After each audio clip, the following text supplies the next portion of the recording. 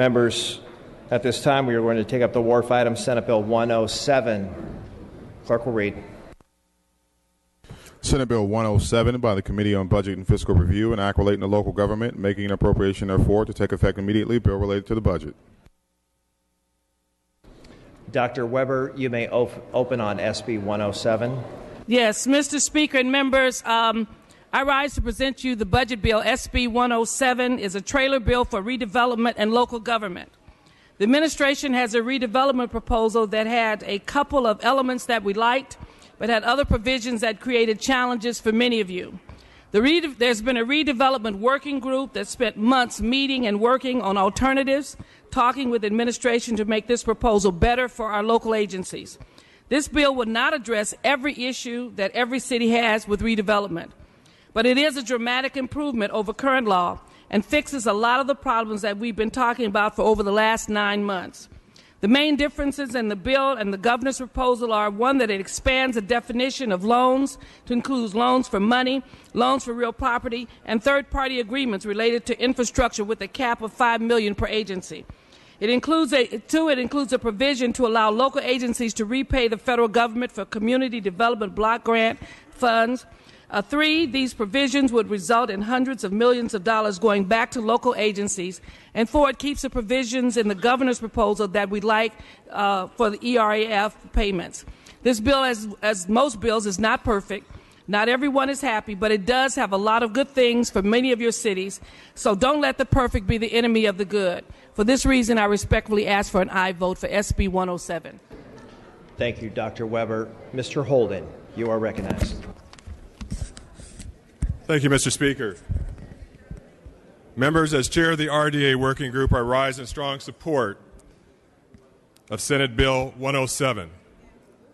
The newly amended measure you see before you is the product of 2 months of meetings, discussions, and negotiations between the parties interested in the dissolution of redevelopment, including the Department of Finance and local governments from both Northern and Southern California.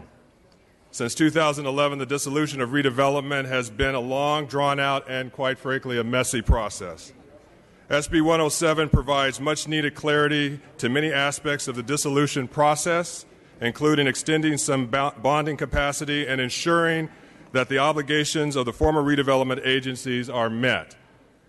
I'll be the first to admit SB 107 is not perfect. In fact, I know that there are cities in my own district that did not get everything they wanted in this bill. However, compared to this measure's predecessor, AB 113, that we debated in June, SB 107 is vastly improved. Compared to the June version, SB 107 now expands the definition of loans to be consistent with case law and ensure well-documented, legitimate loans are recognized. The new language guarantees any federal monies loaned to redevelopment agencies will be repaid, protecting our city's credit ratings. This measure extends county oversight boards through 2018 to provide cities enough time to ensure the dissolution process runs smoothly. SB 107 builds upon many of the strong provisions that AB 113 contained in June. With the cooperation of local governments and the Department of Finance, the measure before you today reflects an even better agreement for our California cities. I respectfully ask for your aye vote. Thank you, Mr. Holden. Mr. Gatto. Thank you, Mr. Speaker. I never was a huge fan of redevelopment. At its best, it was a tool for cities to give some handouts to developers and to redo some buildings. And it did a lot of good, because whenever we give money to an issue, of course, you can do a lot of good. At worst, though, it was something that took money away from police and fire and schools to give to developers, and often included an unconstitutional taking of land. But whether we like redevelopment or not, whether we were a fan of the original program or not, and I know the governor didn't like it, it was the law of the land. And this bill that is before us tries to change the rules midway. It tries to steal money from the very cities that we are tasked with representing and their residents.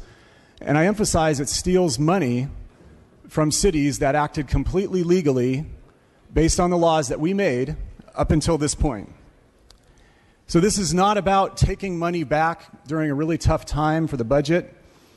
The issue before us is simply whether we keep faith with local governments who, in the wake of the elimination of RDA, were told, if you work with the state, we will honor our financial agreements. My city of Glendale and neighboring Pasadena are two examples of the good players who came in to reach compromise and help put RDA to bed. After 2 years of attempting to reach a compromise, Glendale was told that they had no other recourse but to sue the Department of Finance. Well, they did, and they won. Now, after the courts have validated the interest rate of the loans between Glendale and its RDA and acknowledged that the Department of Finance approved the very loans of which we speak, the Department of Finance offered a compromise. They said, we knew you beat us in court. We owe you $45 million, but guess what? We'll redefine it, and you're going to get $6 million. Well, what a great compromise, right? Glendale has to write off $38 million, fire 25 police officers, fire 21 firefighters, cut $50 million from the public safety budget, the parks budget, the library budget, gone. This is a breach of faith between us and the taxpayers of the state. It's a breach of faith with Chino, Chula Vista, Dinuba, Escondido, Fontana, Fountain Valley, Fresno, Glendale, Hayward, Hercules, Huntington Beach, La Puente, Long Beach, Ontario, Oroville, Pasadena, Port Hueneme, Poway, Ranchos Palos Verdes, Rialto, Riverside, San Dimas, San Diego, Santa Rosa, Sunnyvale, Tustin, Ventura, West Covina, Yorba Linda. That's a list of cities that each lose $5 million or more. $5 million or more. And countless small cities lose a lot more than that. When we make difficult decisions like eliminating RDA, we should own them. We should own those decisions. We should not come back and try to change the rules a couple of years after the fact. When we make a promise, we should keep it. When we tell our partners in local government, we're in a crisis and we need to do something, here's half a loaf, how do we just come here and redefine that a couple of years later? I can't and will not do this to my constituents. I hope we reject this measure and come back with a proposal that doesn't create haves and have-nots, but actually does the right thing for the cities and all the taxpayers that we represent. Ms. Olson, you are recognized. Thank you, Mr. Speaker and members. I rise in strong support of SB 107. As speakers have pointed out, it's not a perfect bill. I have rarely seen a perfect bill pass this floor, but it is an absolutely important bill. It was devastating to me and to many of us when we eliminated the redevelopment agencies here in my first term. I think it's one of the worst things we've ever done as a state. But having said that, it was done. They're not coming back. And so now it is our job to bring more clarity to the dissolution process, because so many of our cities have been struggling now for years to go through this dissolution process. This bill helps deliver that clarity. Months and months of work have gone into this local government trailer bill. Admittedly, the one we saw last June was a bad bill for almost everyone, and it needed more work. Well, the work has gone into that effort. Months and months and months and hours and hours, all night long sometimes, of work have gone into today's version of the bill. It's a good bill. It helps many of our cities. It helps many of our counties. And as I said, it's really important that we bring more clarity to the dissolution process. I strongly urge an aye vote. Thank you, Ms. Olson. Ms. Kim, you are recognized. Thank you, Mr. Speaker and members. I rise in strong opposition to this bill. This bill, what it does is it's really forcing us, the legislators, to pick winners and losers. And more importantly, we are given the information on this legislation just hours before we're asked to vote on this bill. What good is a full-time legislature if we cannot read what's in the bill we're about to vote on? And more importantly, I was not able to contact any of my cities and my local government officials because we didn't have any language to share with. What good is that if we can get their feedback on this important bill, how it's going to affect our districts? Again, many of these cities go on because of the budget issues. They close down their businesses on Fridays, including today. So I was not able to get a very good feedback from my local governments.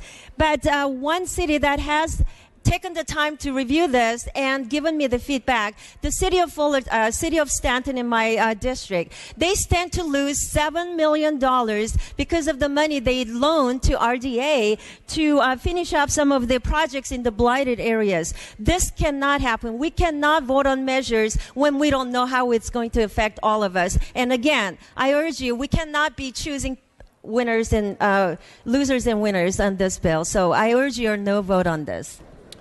Thank you, Ms. Kim. Mr. Alejo, you are recognized. Thank you, Mr. Speaker and members.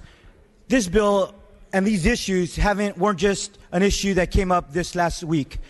Anybody who represents all our cities across the state have been working on this issue all year long for several months already. So it's incorrect that this came up yesterday. Any of your cities who have been following this issue will tell you it's been a point of discussion and negotiations for many months now, including our redevelopment task force and our majority leader, who worked very hard to talk to, I think, almost all of us and see where our local communities lie on this issue. But also, I just strongly disagree with my colleague from Glendale. Perhaps redevelopment was used in the way he described in his cities, but redevelopment was an issue, an important tool for the most economically disadvantaged communities across our state. 25% would get set aside for affordable housing. We no longer have affordable housing fund. 75% aside would be set aside for economic development to fix up blighted areas. So it was one of the most important tools we had. This legislature made a decision several years ago, but with that major change in policy and law comes other issues that we got to work out. That's what this is about. It's about trying to solve some of those problems. And yes, it's not perfect, but it's a compromise. It's the art of many months of work and collaboration and compromise with many cities across the state. I'm asking my colleagues to support this bill. We've come far on this issue. The governor has made a commitment to work through these issues, and I think this is a bill that we should all support and get off this floor today. Thank you, Mr. Alejo. Mr. Harper, you are recognized. Thank you very much, Mr. Speaker. I rise today in opposition to this bill. Even though it has been a process, the reality is nobody in this chamber has been able to read this bill because this language is that fresh. We don't even necessarily know who the winners and the losers are in this bill, and we should allow people to be able to have their input with us.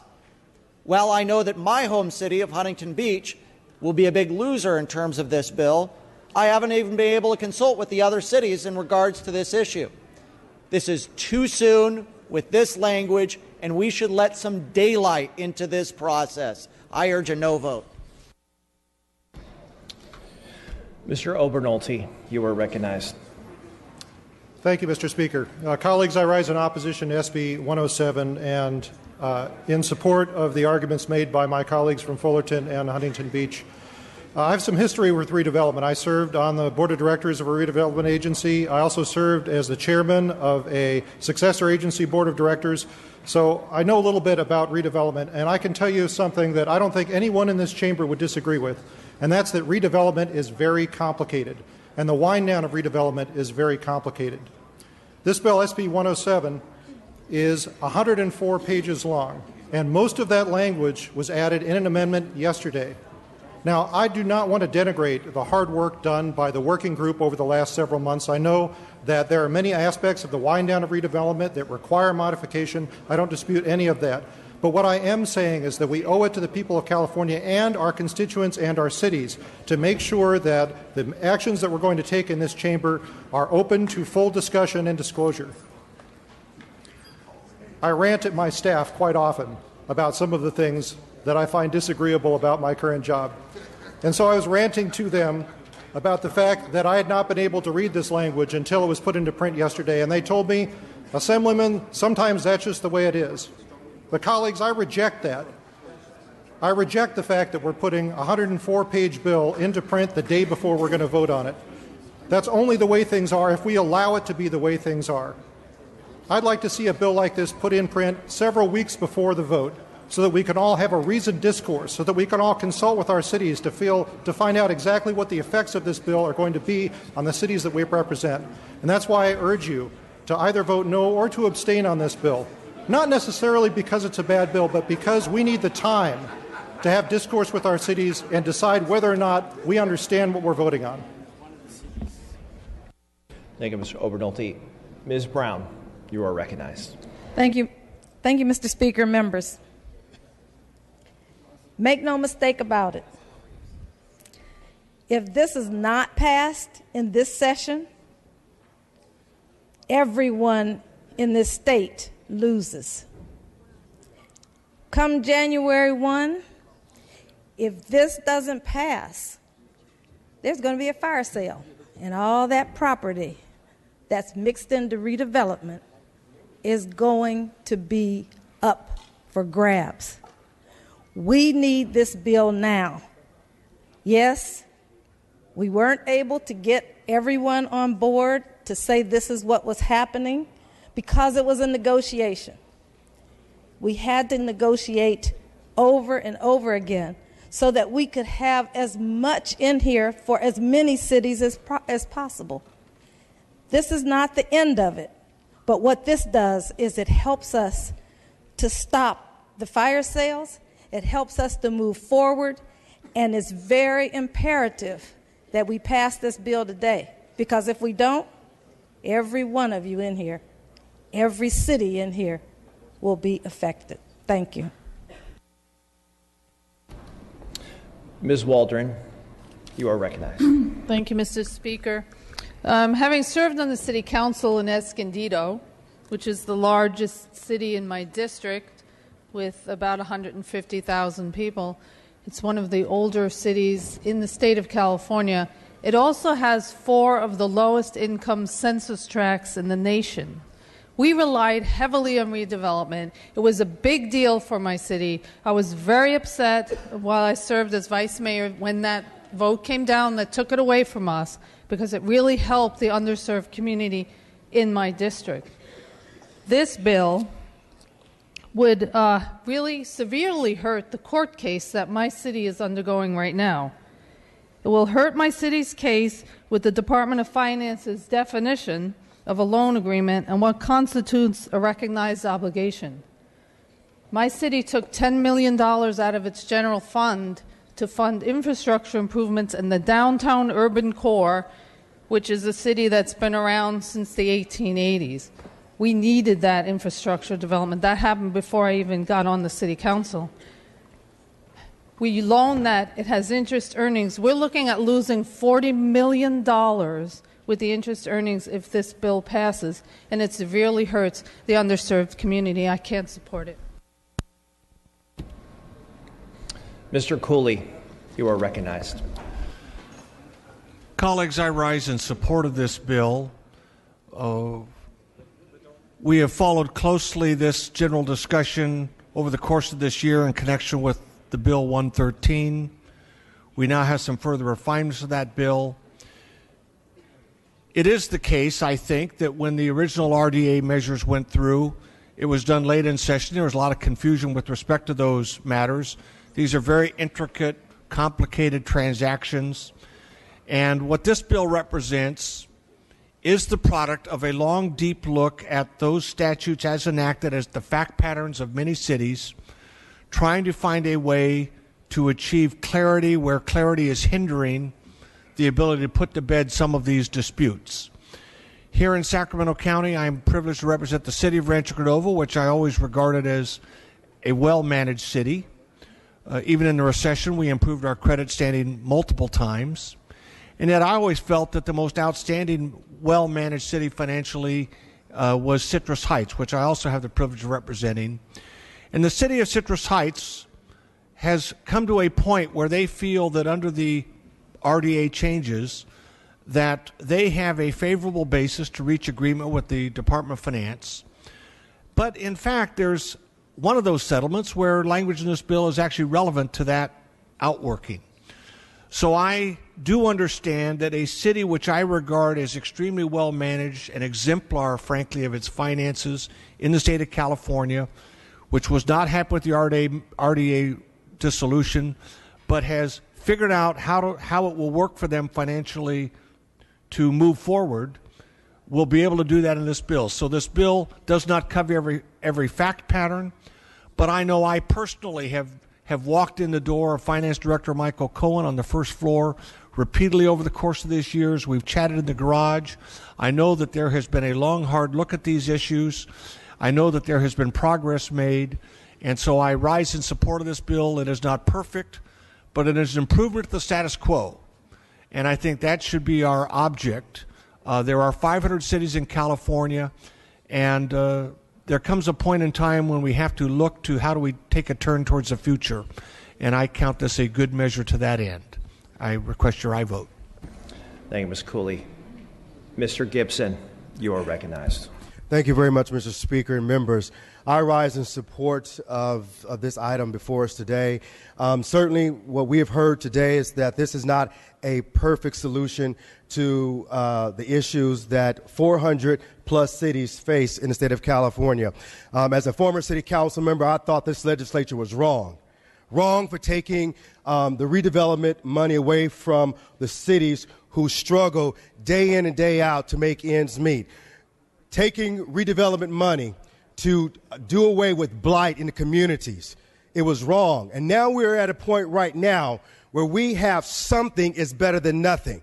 Something that will at least fix some of the cities that are hurting, some of the cities that you have heard from day in and day out regarding this particular issue. I think that this is a step in the right direction. It's not a perfect fit, and we get that. But I want to thank those who really labored very hard to get us something that we can vote on. I'm caught in between two cities. One would benefit from this RDA right now, and the other will not. What do? Do I throw the baby out with the bathwater? No. Do we look at what we will see next year to try to make it better? Yes, we will. And I believe that there's a motivation in this room to move forward with this today and then come back next year when we resume and look at how do we make it better. But again, I urge and I vote on this particular measure before us today. It's the step in the right direction. And again, it's not the perfect fix to address all the issues that face our cities. But it's better than what we have right now. And right now we have nothing. Thank you. Mr. Stone, you are recognized. Thank you, Mr. Speaker. Members, I guess I've had a little different experience with the process around this bill. In fact, the difference between what was put in print today was pretty small. If you run the compare program where on your computers, you can see what was in AB 113 and you can see what's in this bill now. The changes are small, but they're significant. And if you've been working with your cities all summer long, you'd have a sense of what the impact of those changes are. And yes, if we pass this bill today, we're picking winners and losers. If we don't pass this bill today, we're picking winners and losers. And what we need to look at is what the impact of that definitional change of a loan really is for a city, because some cities had very, very vague loans when RDAs were first created. I sat on a county board of supervisors. We had a redevelopment agency. I was serving when redevelopment agencies were taken away from the local jurisdictions, and this was a real shame in our area. But I have to look back at the conduct and how those loans were created, and I want to thank the Speaker's office and especially Katie Kalitzos, who is very, very knowledgeable and worked very hard with the administration to protect as much as can be done our cities and the way those loans were done. If they were not done correctly, there's not much we're going to be able to do about that, but we will continue to fight for our cities. So it's really ultimately not about picking winners and losers. It's about what's the best way to move forward with the wrap-up of the redevelopment agencies in a rational way, working with the governor and with the Department of Finance to make sure we have a solution that is best for California. I think this is a solution that is the best for California, and I ask for your aye votes. Thank you, Ms. Stone. Mr. Bloom, you are recognized at your desk. Thank you, Mr. Speaker. Well, there's a lot of water under the bridge here, and SB 107 represents months and months and months of negotiations. The bill isn't perfect. You've heard that over and over again, but it represents a compromise where virtually every city gets something and virtually every city takes a haircut. Department of Finance isn't getting everything it wanted either out of this deal. As you may know, I authored a bill over the past 3 years to give cities 100% access to their stranded 2011 bonds. Over the course of that period of time, my staff and I have been in touch with virtually every city in California that's affected by redevelopment, discussing these issues, and I think we understand the great complexity of this issue much more than most, and you should be thankful for that it's me and not you. It's been tough. This bill, members, is the best deal we're going to get. My cities lose in the in terms of what they would have liked to have received. And without this bill, what cities are going to get is nothing. Nothing. What happens if we don't pass this? Cities keep funding, bond funds don't get spent, economic development doesn't happen. SB 107 allows the use of $125 million in affordable housing proceeds, which will generate thousands of new affordable housing units because that money gets leveraged. It allows the use of hundreds of millions of dollars in non-housing bond proceeds, which will be used for infrastructure improvements throughout the state. These are shovel-ready projects in most cases, ready to go, because they're so old. They've been waiting for this day where they could use these proceeds. The use of the proceeds will generate thousands of jobs, over $1 billion in statewide economic activity, and over $100 million in state and local tax revenue. It allows cities to retain public parking lots that don't generate revenues above their maintenance costs, and on and on and on. These are the things that have been negotiated in this very lengthy and complex set of negotiations.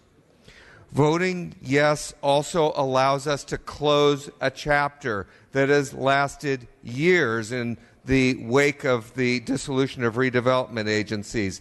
And in closing that chapter, we can then move to the next chapter and begin a conversation with the administration of what will replace these lost redevelopment dollars. This is an important conversation, and I can tell you, having had many discussions in the horseshoe, that there is a willingness. I'm not saying it's going to be easy or it's going to be worked out overnight, but there is a willingness to discuss what follows now. And that's critical for all of us and for all of our cities. I would not be standing here today after all the work I've put in on this issue if I thought this was not the best deal, not only for my cities, but for the great majority of cities affected throughout the state of California. This is the first time in a long time, frankly, that Department of Finance was willing to come to the table in what I felt was a compromising manner,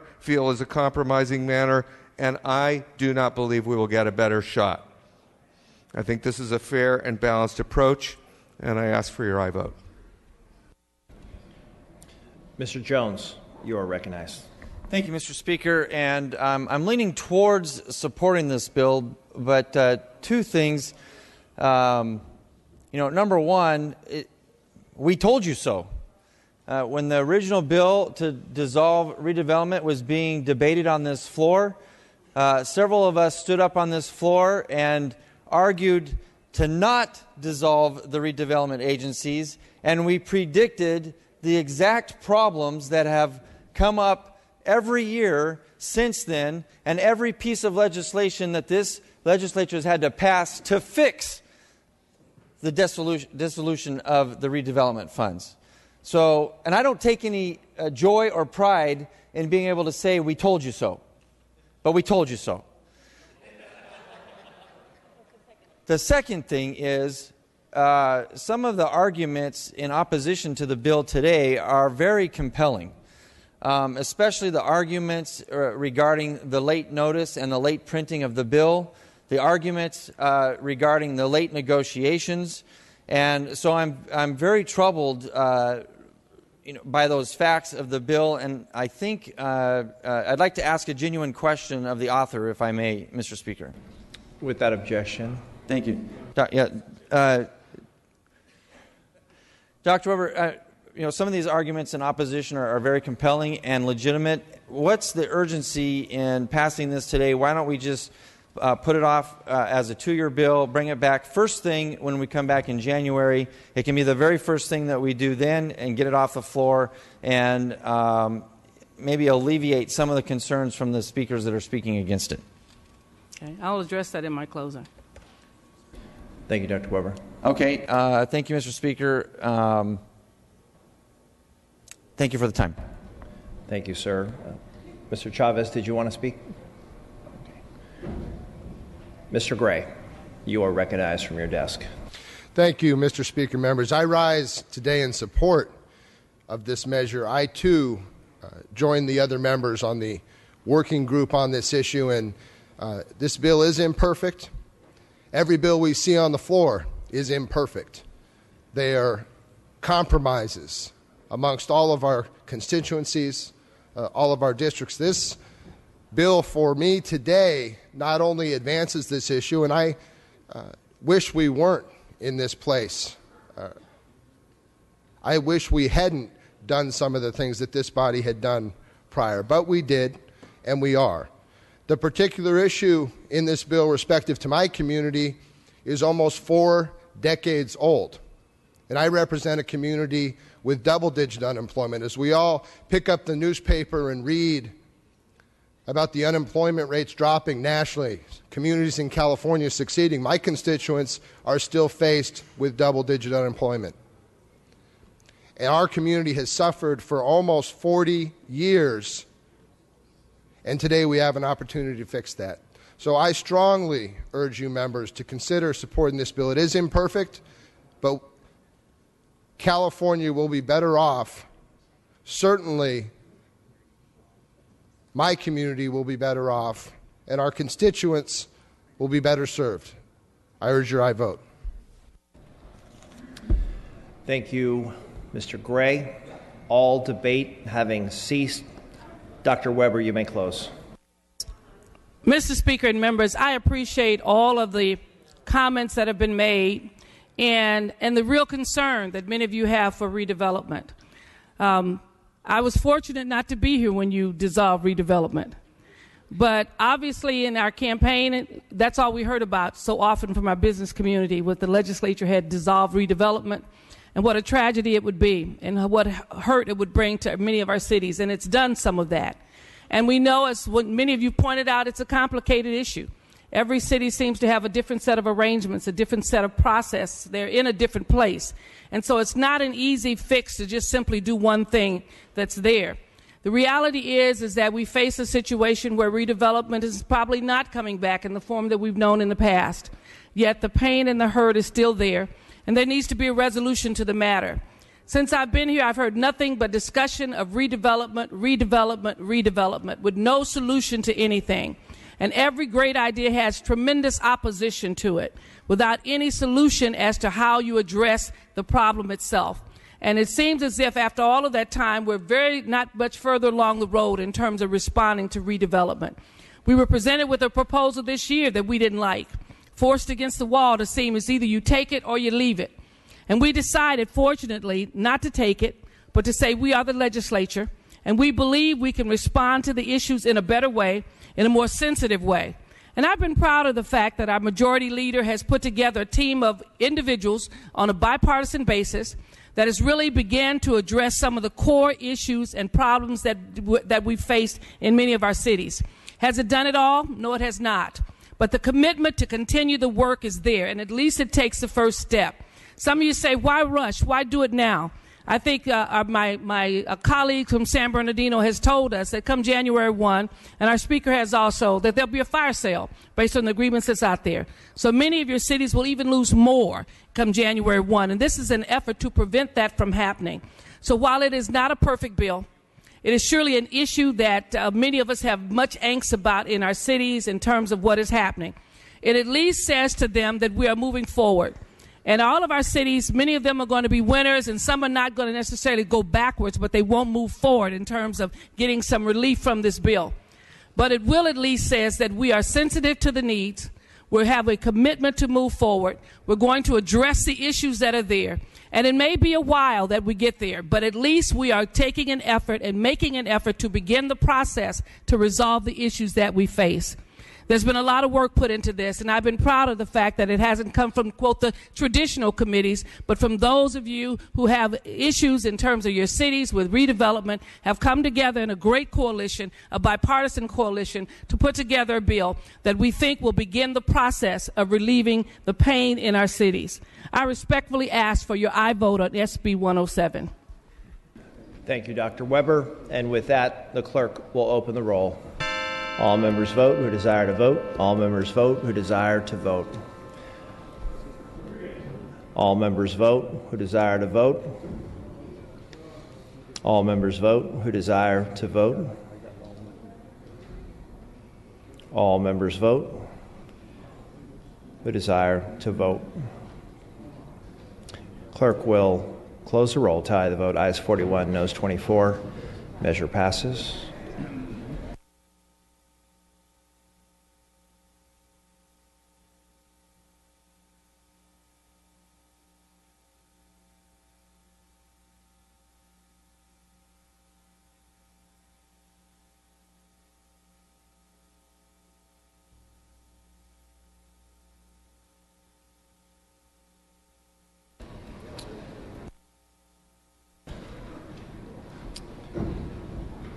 Members, we have additional motions before us. Mr. Holden, you are recognized for your procedural motions. Thank you, Mr. Speaker. I request unanimous consent to suspend Joint Rule 62A, the file notice requirements to allow the Business and Profession Committee to meet and hear Senate Bill 643 McGuire today, September 11th, upon call of the chair in a room to be determined. Clerk will note. Mr. Speaker, I request unanimous consent to suspend Joint Rule 62A, the file notice requirement to allow the Governmental Organization Committee to meet and to hear AB 1295 Levine and AB 776 Cooper today, September 11th, upon call of the chair in a room to be determined. Without objection. Mr. Speaker, I request unanimous consent to suspend Joint Rule 62A, the file notice requirement to allow the Local Government Committee to meet and to hear AB 1164 Gatto today, September 11th, upon the call of the chair in a room to be determined. Without objection. Thank you, Mr. Speaker. Members, ask for your attention. I have some announcements to make regarding committee meetings. The following committees will meet at the recess. The Budget Committee will meet in room 4202. Budget Committee in 4202. Governmental Organization will meet in room 437. That's GO in 437. Local Government Committee will meet in room 127. Privacy and Consumer Protection will meet in room 444.